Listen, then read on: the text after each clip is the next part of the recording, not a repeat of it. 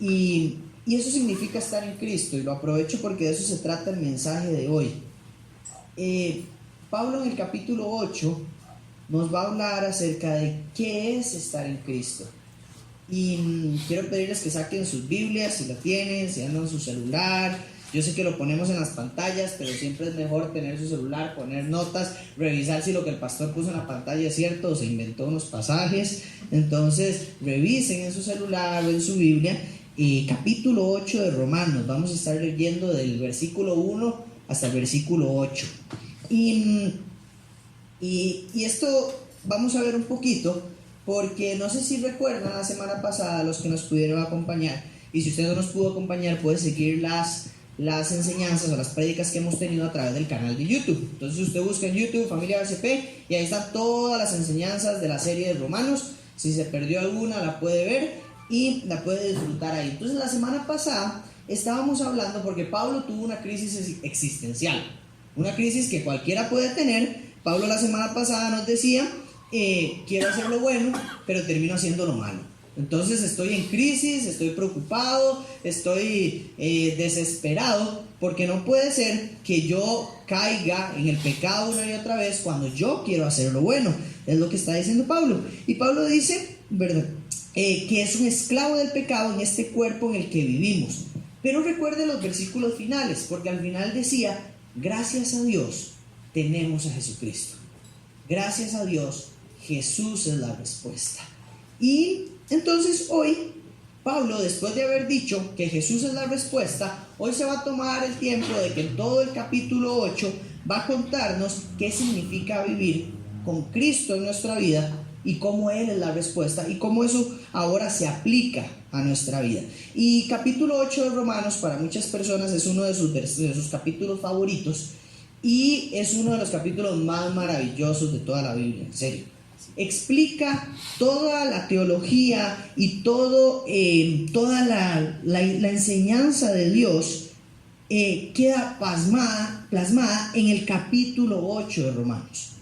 Queda muy clarita desde el versículo 1 hasta el versículo 39, si no me equivoco. Queda muy claro todo lo que Pablo ha venido diciendo desde el capítulo 1 hasta el capítulo 7. Hoy Pablo hace como un resumen ejecutivo y explica muy bien por etapas cada una de esas cosas. Y no sé si vieron la pantalla anterior, pero decía ni condenados, ni derrotados, ni separados. Eso lo pusimos ahí, es como le hemos llamado a esta pequeña miniserie dentro de Romanos, porque Romanos arranca el capítulo 8 diciendo, ya ustedes no están condenados. Pero a mitad del capítulo Pablo va a decir, pero tampoco están derrotados.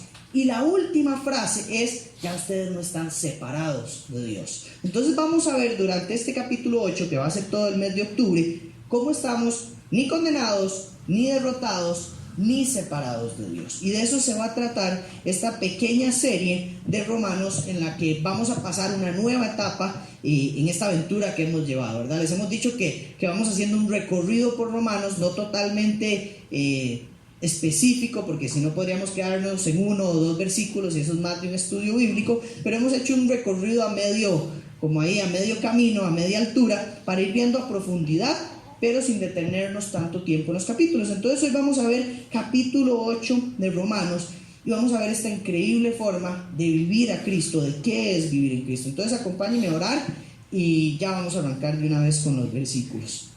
Padre, gracias por esta noche, gracias porque estamos acá, gracias por tu gracia infinita, por tu amor, por tu misericordia, por tu paciencia para con nosotros. Gracias por la iglesia.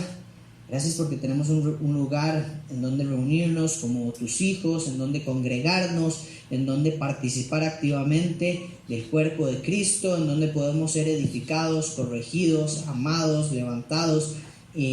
Gracias por eso, Señor, y porque te podemos adorar juntos como iglesia, Padre. Te bendecimos, te glorificamos y te pedimos que seas vos quien hable a partir de ahorita, Señor, que tomes el control de este mensaje, que sea tu Espíritu Santo y que no sea nada mío, y que por favor, Señor, cada palabra que hoy salga de mi boca llegue profundamente a nuestros corazones y que pueda quitar todo callo, toda amargura, toda piedra que haya en el corazón y que llegue a transformar un corazón de piedra en uno de carne y que hoy salgamos diferente a como venimos. En el nombre de Jesús, amén. Ok, capítulo 8, versículo 1. Versículo 1 de Romanos 8 dice: por lo tanto, ya no hay condenación para los que pertenecen a Cristo Jesús. Y porque ustedes pertenecen a Él, el poder del Espíritu que da vida los ha libertado del poder del pecado que lleva a la muerte. Hay varias palabras súper importantes en ese primer versículo. La primera es esa pequeña frase, por lo tanto. Y siempre que Pablo utiliza un por lo tanto, Pablo está haciendo referencia a lo que habló anteriormente. Entonces no podemos agarrar este capítulo 8, aunque sea un capítulo distinto, como algo individual, sino que tenemos que meterlo en un solo contexto y decir, ok, por lo que habló Pablo la vez pasada, es que hoy pasa esto.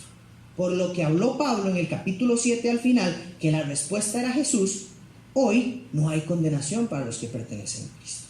Entonces ese por lo tanto no está ahí como adorno, sino que es importantísimo, porque la condenación que dice ahí que ya no hay, no es porque simplemente no hay, sino porque Jesucristo es la respuesta.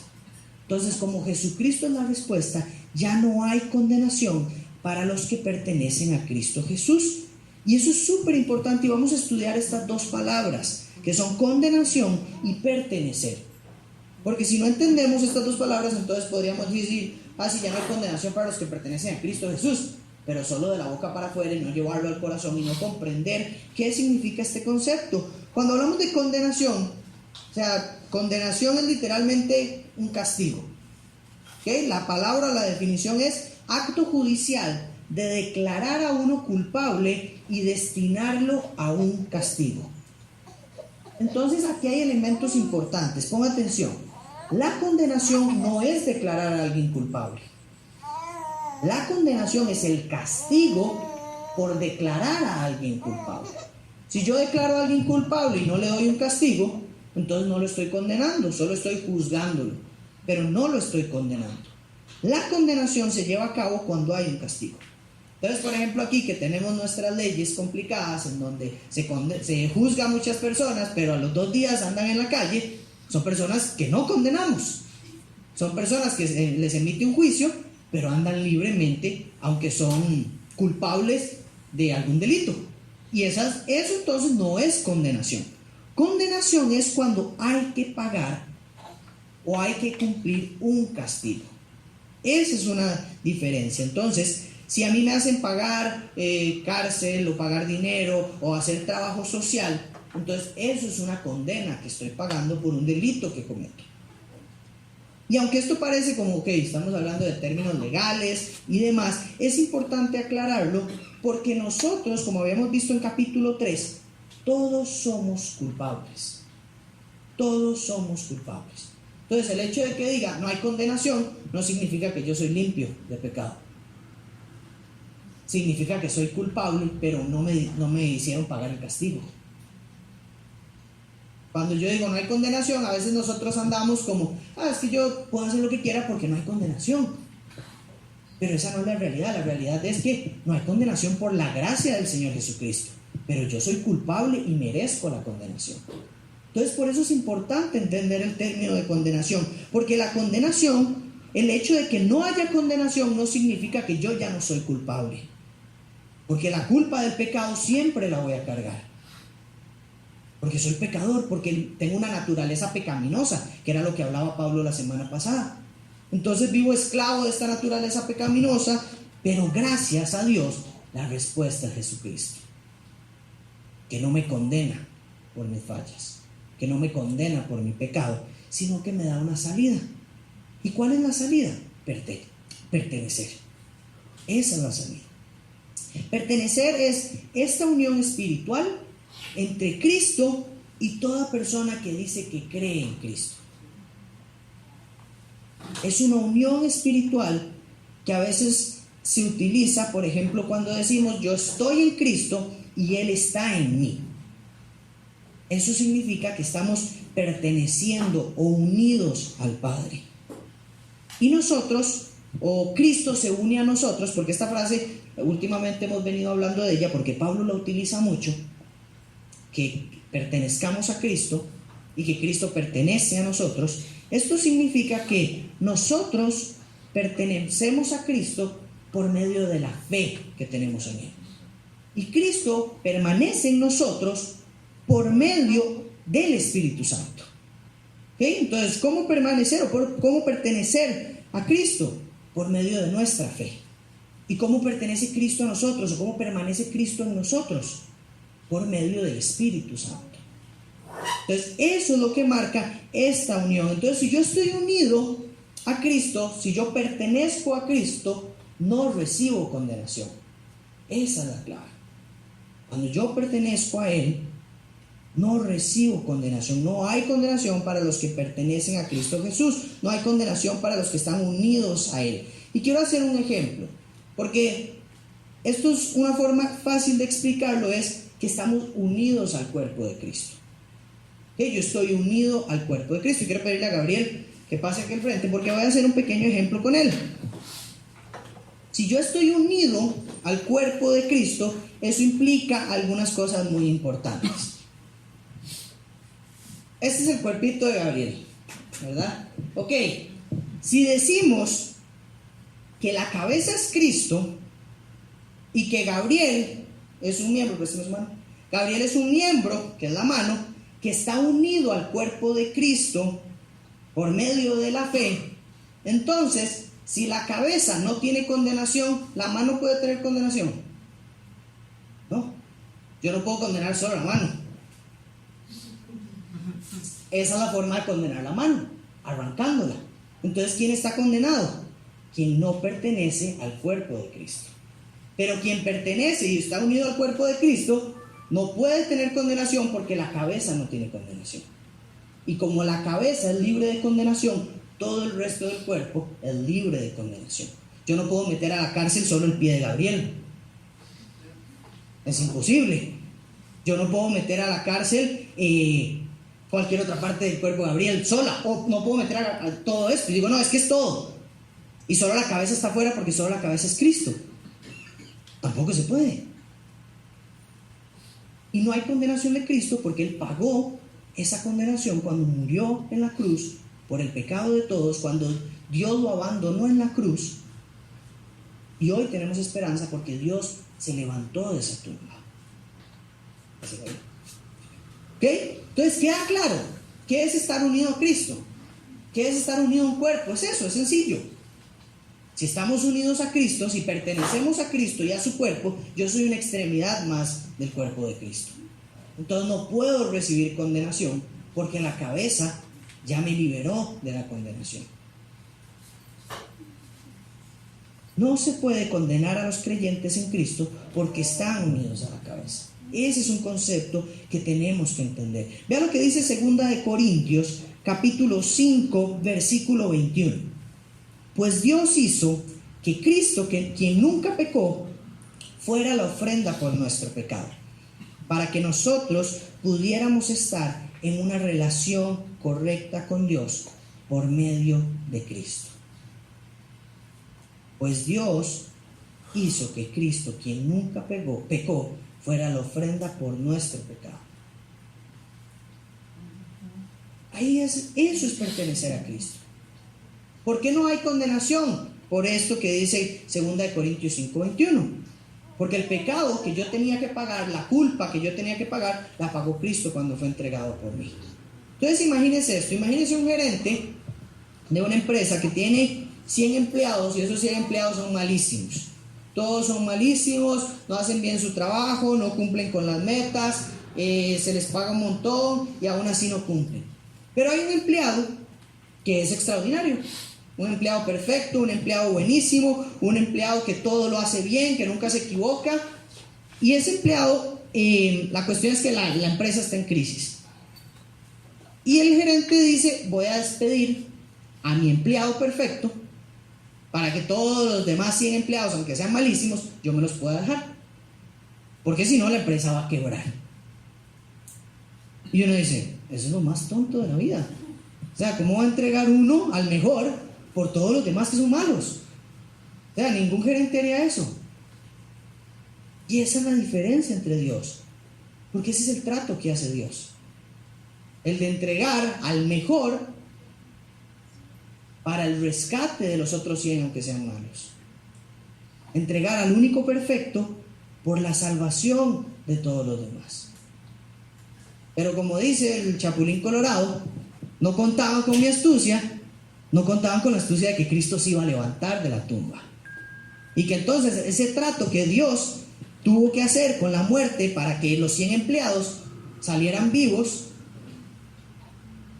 a cambio de este empleado perfecto iba a vencer a la muerte, levantarse de la tumba, y la muerte se iba a quedar, como dicen, sin el santo y sin la limosna. Esa es la maravilla de Cristo. Que cuando Satanás creyó que había ganado, venció a la muerte, venció al pecado, y entonces hoy tenemos esperanza en Él de una vida eterna, porque estamos unidos a Cristo. Así como estamos unidos para que no haya condenación, estamos unidos para disfrutar de la vida eterna. Y vea lo que dice el versículo 3, que respalda esto que estoy diciendo. La ley de Moisés no podía salvarnos, porque nuestra naturaleza pecaminosa es débil. Así que Dios hizo lo que la ley no podía hacer. Él envió a su propio Hijo en cuerpo como el que nosotros los pecadores tenemos. Y en ese cuerpo, mediante la entrega de su Hijo como sacrificio por nuestros pecados, Dios declaró el fin del dominio que el pecado tenía sobre nosotros. Lo hizo para que se cumpliera totalmente la exigencia justa de la ley a favor de nosotros, que ya no seguimos a nuestra naturaleza pecaminosa, sino que seguimos al Espíritu. Dios ha hecho por nosotros lo que la ley no podía hacer. Como hemos dicho anteriormente, ¿qué hace la ley? Nos muestra el pecado, pero la ley no nos salva. ¿Cómo hace usted para probar que algo está malo? Lo compara con algo que está bueno. Hace unos días me pasó que la tarjeta de memoria de mi celular no servía. Yo, no, hombre, se me olvidó la tarjeta de mi celular, y es grande, es como de 128, me la regalaron cuando compré el celular, y yo feliz, no había gastado nada de memoria, y veo que me está dando problemas, y no la reconoce, y yo, ¿qué fue lo que hice? Le dije a mi esposa: mi amor, présteme su tarjeta, a ver si la suya está buena, y la mía está mala. Eso es lo que hace la ley. La ley compara a ver si yo estoy bueno o estoy malo. ¿Cómo sabe usted si este tubo está torcido? Lo compara con otro tubo que está recto. Y así usted ve cuál tubo está bueno y cuál tubo está malo. O si el tubo pasa los estándares de calidad. En una empresa donde hagan sillas, comparan todas las sillas con la silla que es perfecta. Si cumple, pasa el estándar de calidad, y si no, la botan o la vuelven a hacer. Eso es lo que hace la ley. Y es lo que hemos visto las semanas anteriores, que la ley no nos salva, nos revela lo malos que somos delante de Dios. Vemos a Lucas poniendo atención, muerto de risa. Entonces, es interesantísimo esta parte, porque Dios dice, lo que la ley no podía hacer, que era salvarlos, lo hizo Dios. Dios nos da la posición de Cristo. Dios nos da el puesto de Cristo y nos permite tener una vida nueva en Cristo. Entonces, el primer elemento de qué significa estar en Cristo es que no hay condenación. Si usted le pregunta, ¿qué significa ser cristiano? Ser cristiano es estar en Cristo. ¿Y qué significa estar en Cristo? Estar en Cristo es que no tengo condenación por todo lo que he hecho. Estar en Cristo es que ya no hay condenación de mi pecado, sino que soy libre del pecado. ¿Y qué más? ¿Qué significa estar en Cristo? Significa que Dios provee todo lo que necesitamos. Y me encanta esto, porque Dios dice, envió a su propio Hijo para darle fin al dominio que el pecado tenía sobre nosotros. Juan 3:16 dice, que tanto amó Dios al mundo que dio a su Hijo. Dios no es un Dios que quita, Dios es un Dios que da. ¿Y qué significa estar en Cristo? Que Él provee todo lo que necesitamos. Génesis capítulo 3, versículo 14 y versículo 15 dice, después de que Adán y Eva habían metido las patas, ya lo vimos hace unas semanas, la embarran, comen del fruto que no deben, el Señor los descubre y el Señor le dice a la serpiente, por lo que has hecho, eres maldita, más que todos los animales, tanto domésticos como salvajes. andarás sobre tu vientre, arrastrándote por el polvo durante toda tu vida. Y pondré hostilidad, ojo, y pondré hostilidad entre tú y la mujer, y entre tu descendencia y la descendencia de ella. Su descendiente te golpeará la cabeza y tú le golpearás el talón. ¿Qué está haciendo ahí el Señor? Está proveyendo la salida a lo que había sucedido. Adán y Eva seguro dijeron, no entendí nada. Porque si uno leyera y solo tuviera su Biblia, Génesis 3, uno dice, no entiendo nada. Pero como uno tiene Génesis 3 y después ve Romanos 8 o después ve Mateo, uno dice, ahora entiendo todo. El descendiente era Cristo, quien iba a golpear la cabeza de la serpiente. ¿Qué hace Jesús? Inmediatamente metemos las patas. Provee lo que necesitamos. El Señor provee lo que necesitamos. Él provee todo lo necesario. Vea Filipenses capítulo 4, versículo 8. Y este mismo Dios, quien me cuida, ojo, suplirá todo lo que necesiten, todo lo que necesiten, de acuerdo a las gloriosas riquezas que nos ha dado por medio de Cristo Jesús. Dios dará todo lo que necesitemos, de acuerdo a sus riquezas. Él provee trabajo, Él provee recursos, Él provee familia, Él provee iglesia, Él provee todo lo que necesitamos, no nuestros deseos. Él provee todo lo que necesitamos. Y me encanta aquí, porque Él provee lo que necesitamos para tener una vida con propósito y una vida en plenitud. Y lo mejor de todo es que en Romanos 8 vemos que lo que necesitábamos no era algo físico, sino que lo que necesitábamos era salvación. Dios lo proveyó. En nuestra carne, en nuestra naturaleza pecaminosa, Dios proveyó lo que más necesitábamos. Él proveyó a Cristo. Él dio la salvación. ¿Cuándo fue la última vez que usted se tomó tiempo para agradecer porque ya no hay condenación? Porque a veces oramos por los alimentos, gracias a Dios por esta comida, pero antes de esta comida yo tengo salvación. Antes de mi familia yo tengo salvación. Antes del carro en el que me estoy montando y que le doy gracias a Dios porque tengo un carro, yo tengo salvación. ¿Cuándo fue la última vez que usted tomó una pausa, detuvo todo lo que estaba haciendo y dijo, Dios, gracias porque ya no soy condenado? ¿Cuándo le dio gracias a Dios usted por última vez por la mayor necesidad que tenemos? Porque la mayor necesidad que tenemos no es económica. Porque la mayor necesidad que tenemos no es física. La mayor necesidad que tenemos no es de comida, no es de una casa grande, no es de una casa donde acepten perros, no es de un carro 4x4. La mayor necesidad que tenemos es la de la salvación. Y el Señor la ha provisto ya. Hay que agradecer al Señor por eso. Por eso Pablo decía, cuando estén afanados, preocupados, tranquilos, vayan al Señor con una actitud de gracias, de agradecimiento, y la paz que sobrepasa todo entendimiento llenará sus corazones. ¿Qué está diciendo el Señor? Que cuando nosotros agradecemos por la salvación, ya lo demás no importa, y entonces tenemos paz.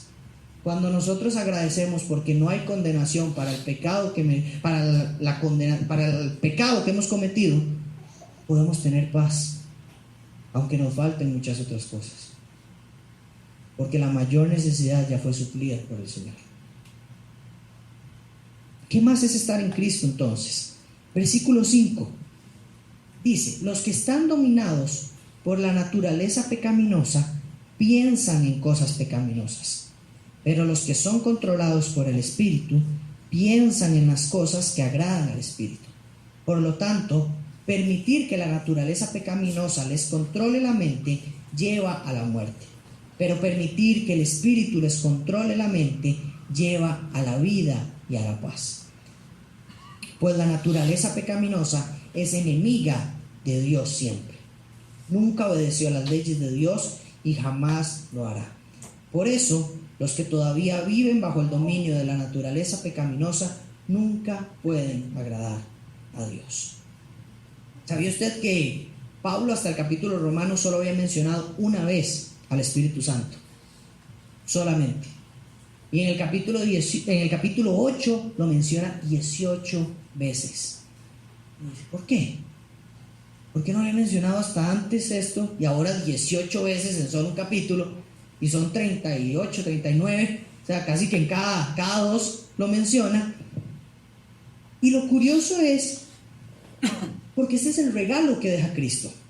Porque Pablo ha llevado el libro de Roma, la carta de Romanos, desde nuestra condición sin Cristo, de pecado, de abandono, de violencia, de inmoralidad sexual que habíamos hablado, hasta ahora que ya no hay condenación, aunque hemos hecho todo eso. Y culmina en este capítulo 8 con el regalo que Jesús proveyó, que es el Espíritu Santo, para que podamos luchar contra el pecado. Entonces es maravilloso cómo Dios lleva a Pablo por el inicio de nuestra condición para ahora llevarnos a la herramienta más poderosa que tenemos para que no importa nuestra condición, hoy podamos luchar ante el pecado. Y es el Espíritu Santo. Y eso es lo que habla acá. Debo diferenciar el camino que estoy viviendo. O vivo por la carne o vivo por el Espíritu. Debo diferenciar el camino que estoy tomando. Porque estar en Cristo, ya que hemos hablado de qué significa estar en Cristo significa caminar por el Espíritu. Estar en Cristo significa que yo me guío, que todas mis decisiones son guiadas por el Espíritu Santo. Y Gálatas capítulo 5 lo explica muy bien.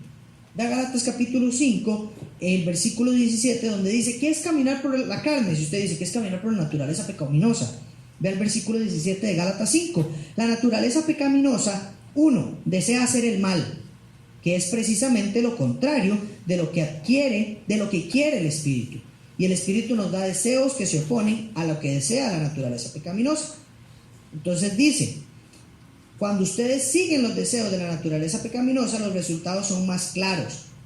Son más que claros. Inmoralidad sexual, impureza, pasiones sensuales, idolatría, hechicería, hostilidad, peleas, celos, arrebatos de furia, ambición, egoísta, discordias, divisiones, envidia, borracheras, fiestas desenfrenadas y otros pecados parecidos.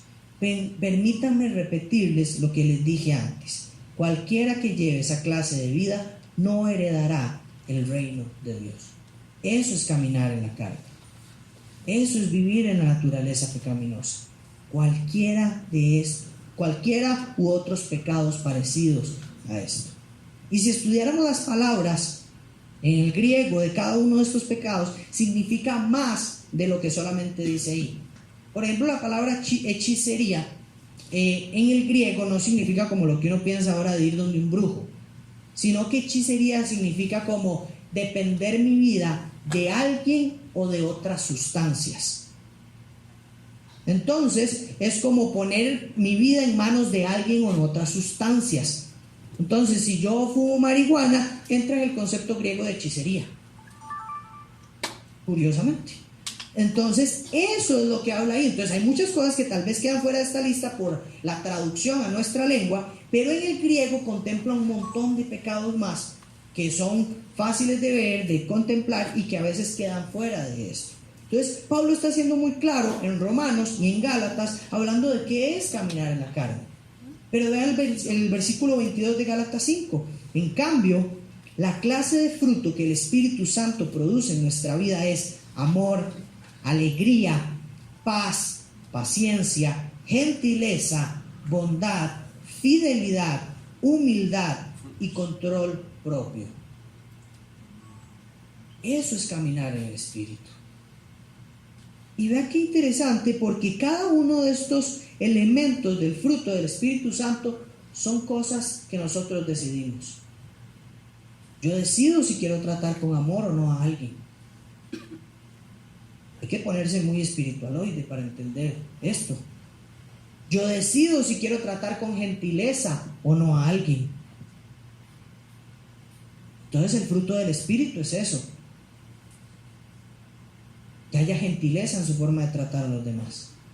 Porque uno dice, uy, es que caminar en el Espíritu suena tan raro, suena tan difícil, yo no creo que lo logre, seguro es andar levitando o caminando ahí sobre el agua como Jesús. No, vea lo que dice, caminar en el Espíritu es ser bondadoso con los demás, es ser gentil.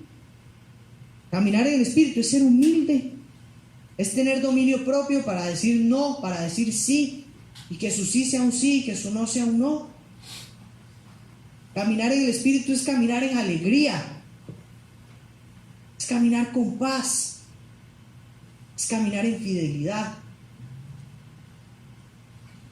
No tiene que ver con nada místico ni raro. Tiene que ver con decisiones prácticas que tomamos todos los días. Porque el Señor quería que nuestro caminar en Él fuera algo práctico, algo que se vive todos los días. No algo que hacemos el fin de semana cuando adoramos y se pone una musiquita ahí especial y se apagan las luces, no. Sino el Señor quería que el caminar en el Espíritu fuera todos los días, cuando todo el mundo me está viendo y cuando nadie me está viendo. Si usted quiere evaluar si usted está caminando en la carne o caminando en el Espíritu, vea 4 cosas. Vea sus pensamientos. ¿Qué piensa usted? Vea sus acciones. ¿Cuáles son sus acciones? ¿Cómo actúo ante distintas circunstancias? ¿Cómo actúo con mi esposo? ¿Cómo actúo con mi esposa? ¿Cómo actúo cuando estoy solo? También vea sus reacciones.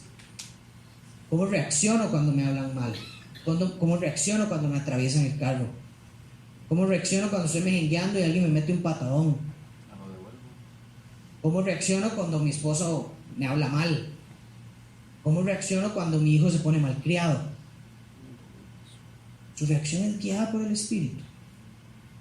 ¿O su reacción es guiada por la carne, que produce hostilidad, peleas, arrebatos de furia, discordias, divisiones, envidia? Esas son sus reacciones.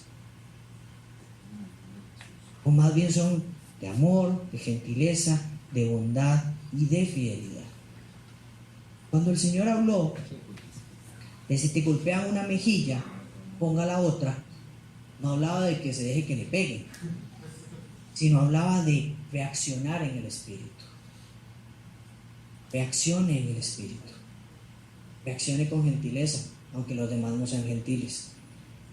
Reaccione con amor, aunque los demás no sean amorosos. Reaccione con respeto, aunque los demás no sean respetuosos. Hace un tiempo, un amigo mío pasó por una situación matrimonial ahí de crisis, y una de las cosas que más me marcó en ese tiempo fue que, a pesar del dolor, a pesar de que su esposa le estaba haciendo daño, él siempre la trató con amor. Y yo a veces decía, no, esto es demasiado bueno, yo estaría vuelto loco, le decía yo.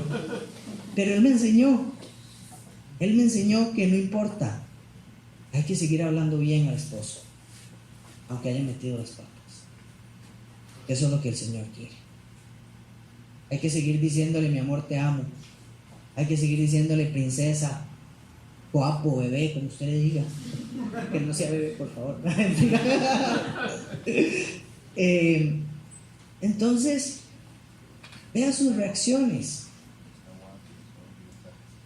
¿Cómo reacciona usted?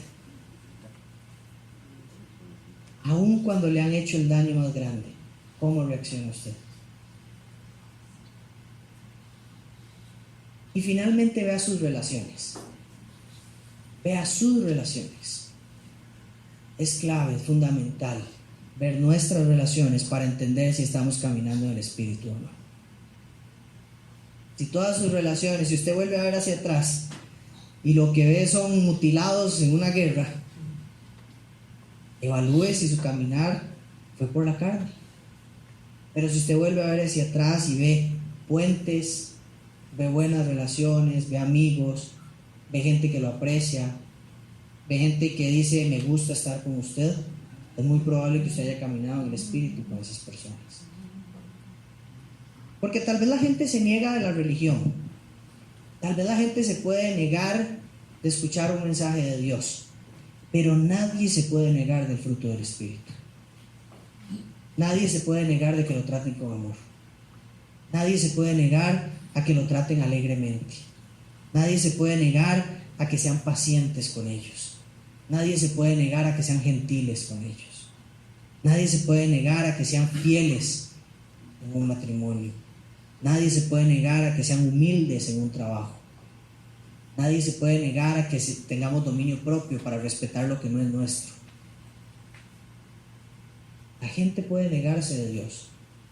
La gente puede negar la iglesia. La gente puede negar la religión. Pero nadie va a negar el fruto del Espíritu. Porque para todos es bueno. Por eso el Señor dijo: caminen en el Espíritu. Vivan en el Espíritu. Y finalmente cierro con esto: busque agradar a Dios.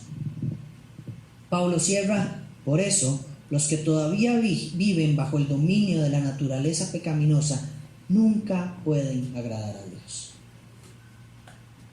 Yo sé que todos queremos agradar a Dios y hacerlo bien. Entonces no vivamos más en la naturaleza pecaminosa. No vivamos más en la carne. Vivamos guiados en el Espíritu. ¿Qué es estar unido a Cristo entonces? Hoy la gente le dice es tener una relación personal con Cristo. Es la forma moderna que si Pablo estuviera hoy en el siglo XXI, en vez de decir estén unidos a Cristo, diría tengan una relación personal con Cristo. Es comprender que ya no soy condenado. El segundo elemento es comprender que Jesús pagó por mí. El tercero es comprender que el Espíritu Santo está en mí. Y el cuarto elemento es vivir caminando en el Espíritu Santo. Debo comprender que no soy condenado. ¿Por qué? Porque Jesús pagó por mí y por lo tanto el Espíritu Santo está en mí y ahora camino en el Espíritu Santo. Eso es estar unido a Cristo. Quiero pedirle que se ponga de pie porque hoy es el último fin de semana del mes y celebramos la Santa Cena, que es algo bien bonito que hacemos como iglesia, y hoy lo hacemos recordando lo que Jesús hizo en la cruz. Y me encanta porque Jesús dijo, cuando estaba ahí, si los anfitriones nos ayudan repartiendo los elementos, Jesús dijo: hagan esto en memoria de mí. Él estaba sentado teniendo un almuercito. Yo no sé si los que fueron la semana pasada con nosotros a celebrar el cumpleaños de PRI, que estábamos como 25 en un lugar ahí todo chiva, que nos dieron hasta el VIP gratis, ¿verdad? Entonces estábamos ahí sentados y así estaba Jesús con sus amigos, con sus discípulos, con sus compas más cercanos. La mesa nuestra era como de 25, la de ellos era de 12. Entonces estaba Jesús ahí con sus 12 discípulos, seguro vacilando, pasando la tuanis, y de pronto él se detiene y dice: vean, les voy a enseñar algo que tienen que hacer en memoria de mí. ¿Cómo en memoria de mí? Gracias. Lo van a hacer cuando yo no esté en medio de ustedes, para que recuerden lo que yo he hecho por ustedes. Y nos dijo, después le pusimos Santa Cena, que fue el nombre inventado por nosotros, pero él dijo: van a tomar este pan, y agarró un pedacito de pan, seguro era ahí un bonete de esos bien buenos, y empezó a repartir el pan y dijo: este pan representa mi cuerpo,